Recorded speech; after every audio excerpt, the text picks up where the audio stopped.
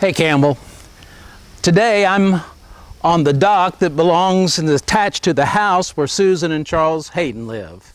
And I'm out here because behind me you'll see the bit of the creek that dumps out into Carter's Creek.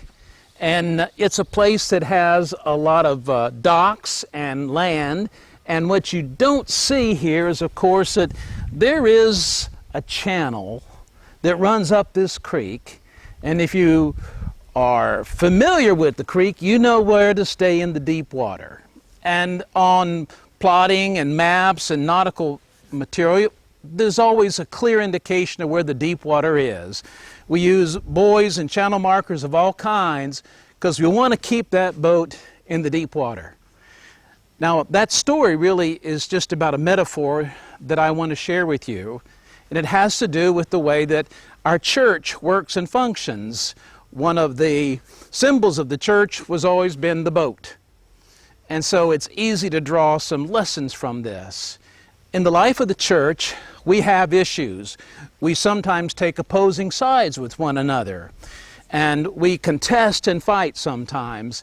But the lesson in that is that for a church like Campbell, because we're a church of people of many different backgrounds and many different ways of thinking about ecclesiology, theology, and politics as well.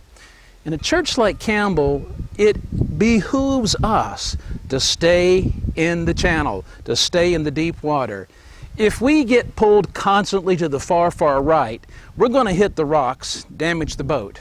If we get pulled to the far, far left, there's some underground snags that are going to damage the prop. So the deep water is the safe water. The deep water, in terms of faith, is where we go deep into our spirituality, where we deal with matters of the heart and the soul and the spirit. And when we grow our depth in that area of our lives, then we can handle the pulls and the pushes that are theological and political and social. We can manage them, so we're going to stay in the deep water. And that's the safe water. And that's where we can be together and sharing the wonderful and the powerful Spirit of our Lord that keeps us on track. So that's kind of the lesson I wanted to share from this point of view here. A few other things about the week to come. July the 2nd is our picnic with the church gathering at Irvington Commons. You've heard a lot about that. Get there at 6, bring all your paraphernalia, your beverage and your shades and your hat and such.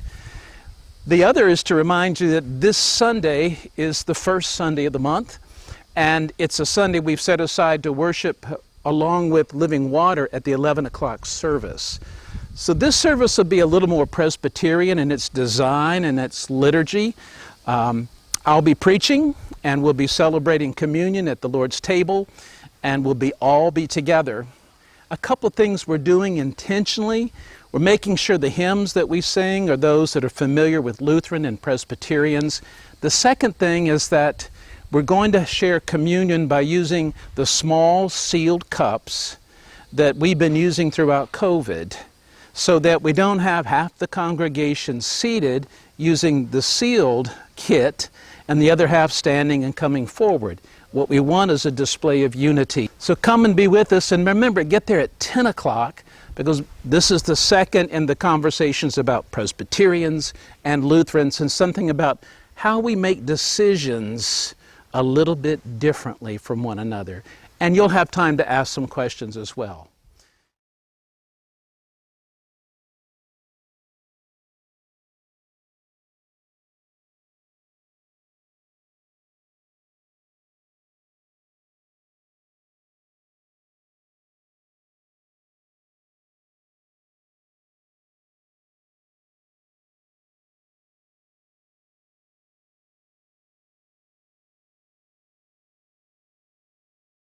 And now the sermon. The sermon is taken from Luke's Gospel. It's from the 10th chapter. I'm going to share just a piece. This is where Jesus calls out the many disciples and sends them out 2 by 2 into the fields. It begins with his commissioning to send them out, and he gives them instructions on how they are to conduct themselves. But here's an interesting warning that comes prior to the instructions. Go out, behold, I send you as lambs in the midst of wolves. And here are his instructions. Carry no purse, no bag, no sandals. Salute no one along the road. Whatever house you enter, first say, peace be in this house.